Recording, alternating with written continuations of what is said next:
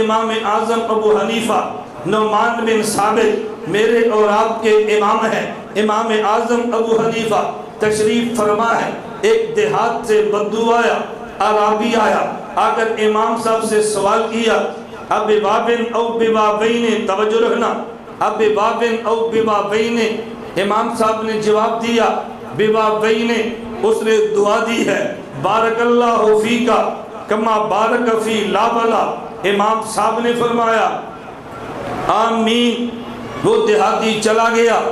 شاگردوں نے کہا حضرت بات سمجھ نہیں آئی، نہ اس کا سوال سمجھ آیا نہ آپ کا جواب سمجھ آیا۔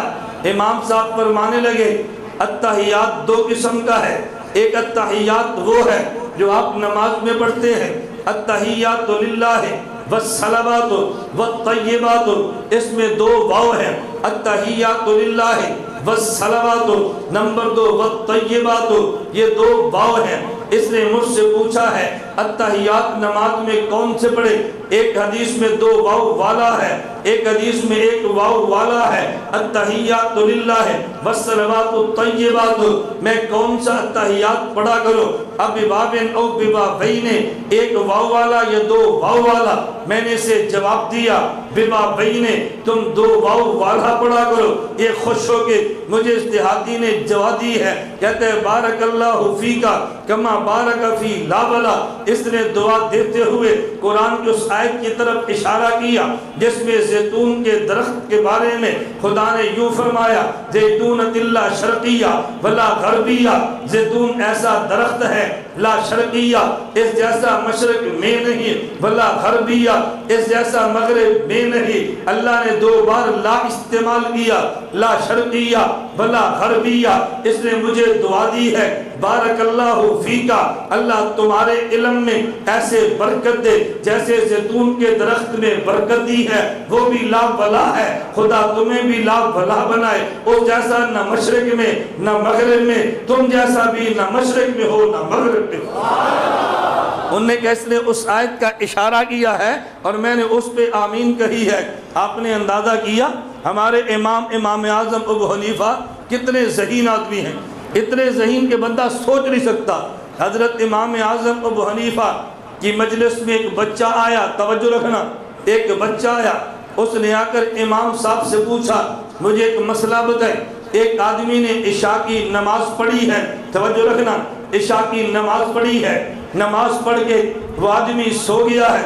اس نے مسئلہ پوچھا، ایک آدمی نے عشاء کی نماز پڑھی ہے، نماز پڑھ کے سو گیا ہے، اس کو رات کو غسل کی حاجت ہو گئی ہے، فجر کی اذان سے پہلے اب عشاء کی نماز دوبارہ پڑھے یا پہلی نماز کافی ہے؟ امام صاحب فرمانے لگے عشاء کی نماز دوبارہ پڑھے۔ وہ چلا گیا۔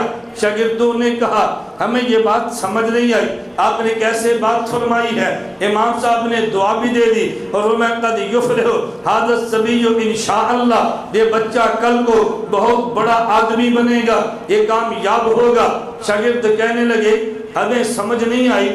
اس نے مسئلہ پوچھا عشاء کی نماز پڑھ کے بندہ سو جائے، غسل کی حاجت آ جائے تو پھر یہ دوبارہ عشاء پڑھے؟ آپ نے فرما دیا دوبارہ پڑھے، دوبارہ لٹانے کی ضرورت کیا ہے؟ امام صاحب فرمانے لگے یہ بچہ ذہین بھی ہے، یہ بچہ شرمیلا بھی ہے، اس نے مسئلہ کسی اور کے لیے نہیں، اس نے اپنے لیے پوچھا ہے۔ یہ عشاء کی نماز پڑھ کے سویا تو یہ نابالغ تھا، فجر کی اذان سے پہلے یہ بالغ ہو گیا، اب یہ پوچھتے میں نماز دوبارہ پڑھوں یا نہ پڑھوں؟ تو میں نے سمجھایا جو پہلے عشاء پڑھی ہے یہ چونکہ بچہ تھا اس پہ فرض نہیں تھی، جب فرض اب ہوئی ہے تو دوبارہ پڑھے گا نا۔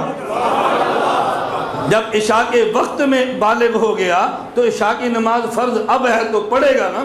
اس بچے نے اپنے بارے میں پوچھا ہے لیکن تم بات کو سمجھے نہیں ہو۔ امام اعظم ابو حنیفہ علم والے بھی تھے، اس لیے علم والا ان کی قدر کرتا ہے، اور جس کے پاس علم نہ ہو وہ امام ابو حنیفہ سے عداوت رکھتا ہے۔ ہم اہل علم دیوبند والے امام کے علم کی قدر کرتے ہیں۔